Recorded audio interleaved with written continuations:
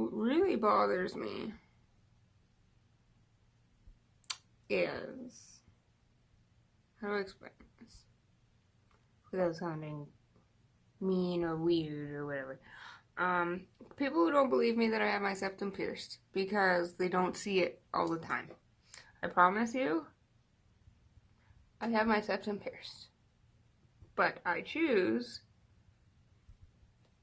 to keep it in my nose. There's two main reasons why I keep it hidden. Well, I guess three. One is when I first got it done, my mom didn't care for it too much, but I wasn't going to take it out. So whenever I was around her, I would just keep it turned up into my nose. And then I forgot what I was talking about. Two main reasons. Oh, why I keep it hidden. So the other two are when I wear clickers and stuff, it's very rare that I wear clickers, which are very hard for me to click into place without thinking that I'm going to rip the whole septum piercing open. It really tickles me here. And it bugs me. So I can like deal with it for a day, but then after that I kind of have to take it out. I've totally forgotten. I've totally forgotten what the third reason was why I keep it hidden.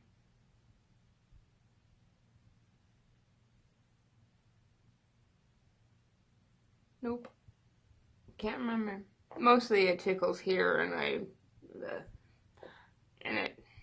have to get used to it, I know. But yeah.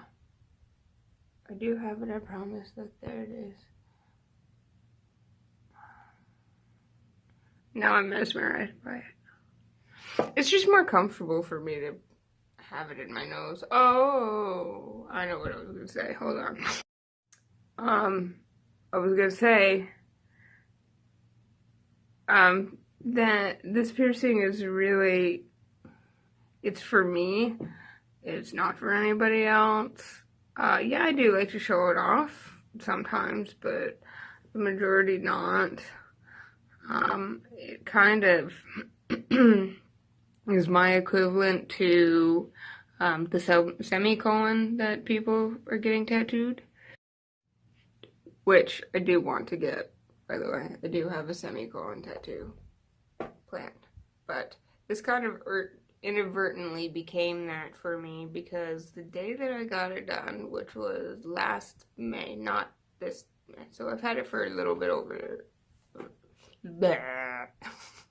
a little bit more than a year. Got it done on May 10th. I was not having a good day. It wasn't really a suicidal day, but I wanted to hurt myself. And I needed something to bring me out of that wanting to self-mutilate.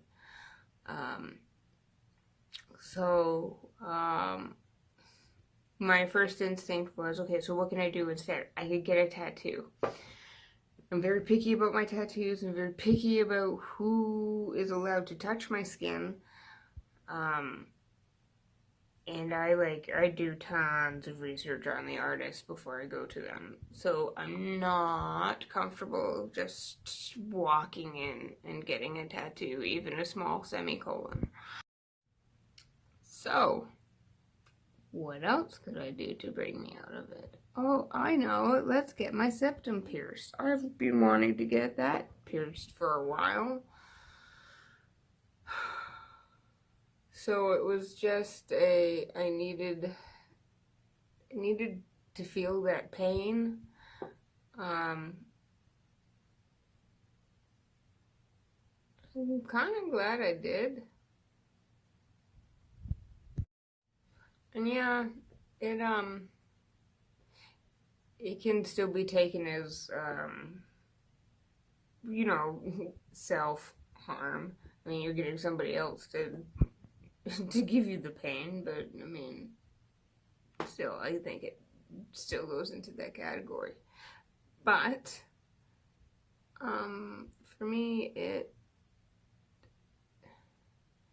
now, Brie and I had a conversation about this the other day, where she was saying that when I was bringing the other day, it wasn't totally the other day, because I was bringing up that I've almost had this for a year now.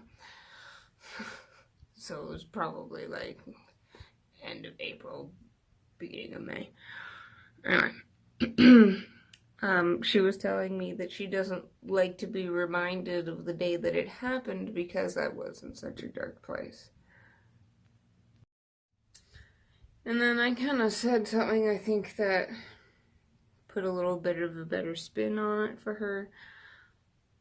As I said, true, I wasn't in a dark place, but with each anniversary of my septum piercing, is one more year that I was here after that horrible day that I thought I wouldn't have been here, because I was in such a bad place. So, you know, now that I can say, yes, it was a really bad place. Yes, I didn't have the best motives for getting my septum pierced. It's now something I can wear with pride because it's been over a year since I've gotten it. It's been over a year since that horrible, horrible day, and I'm still here. And that's pretty big.